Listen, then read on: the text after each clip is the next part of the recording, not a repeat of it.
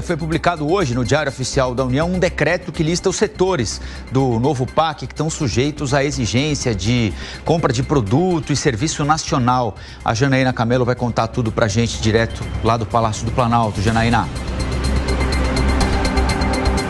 Pois é, Colombo, esse decreto ele lista aí as cadeias produtivas que estão envolvidas no programa de aceleração de crescimento, o novo PAC, né, como tem chamado o governo, que estão sujeitas aí à aquisição de produtos manufaturados nacionais e também de serviços nacionais. Então, o que esse decreto diz? Ele lista que esses produtos e serviços seriam, por exemplo, os bens de capital. Dentro dos bens de capital aí, equipamentos de gravação, reprodução de som, instrumentos e aparelhos médicos, cirúrgicos, instrumentos musicais.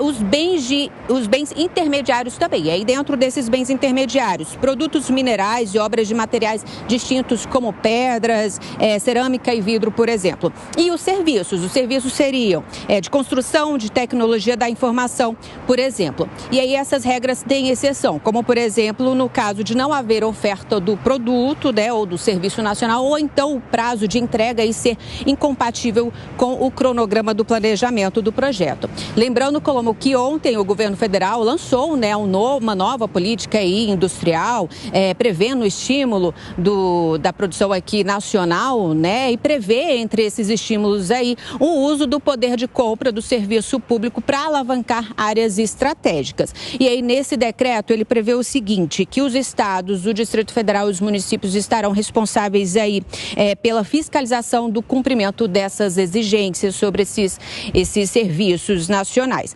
E a União, caberá então à União aí realizar as penalidades em casos de descumprimento. O novo PAC, a gente lembra, ele foi lançado no ano passado, em agosto, prevendo aí investimentos 1 trilhão e 700 bilhões de reais que serão feitos com recursos do orçamento da União e também por meio de parcerias público-privadas.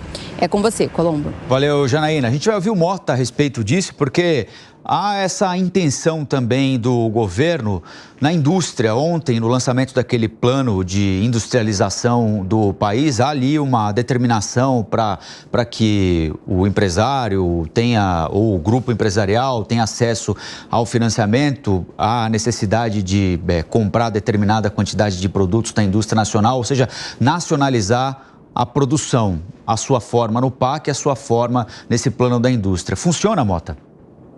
Não, nunca funcionou. Isso aí sai direto dos anos 1980, uma época em que, entre outras coisas, proibiram a importação de computadores no Brasil. Os computadores tinham que ser fabricados aqui com tecnologia de 10 anos atrás. Repare, um governo que não consegue equilibrar o orçamento quer desenvolver o país. É a volta do chamado pensamento desenvolvimentista.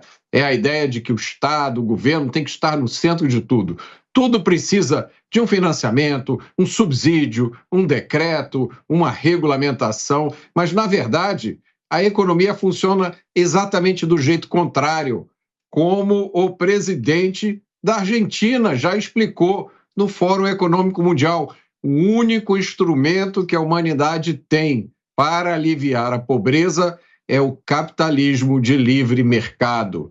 Nem tente explicar isso a ninguém do governo, né? Porque a mentalidade lá é essa mentalidade desenvolvimentista. Há poucos dias nós entrevistamos aqui representantes da CNI, da Confederação Nacional da Indústria e da Confederação Nacional do Comércio, que, imaginem vocês, esses representantes estavam pedindo ao governo para cobrar impostos sobre as compras internacionais de menos de $50, sob a alegação de que isso melhoraria a competitividade da indústria nacional. Aí a nossa querida Lívia Zandolini fez uma pergunta matadora. Em vez de pedir o aumento de impostos nas importações, não seria melhor pedir a redução dos impostos das indústrias nacionais? É claro que a pergunta ficou sem uma resposta boa.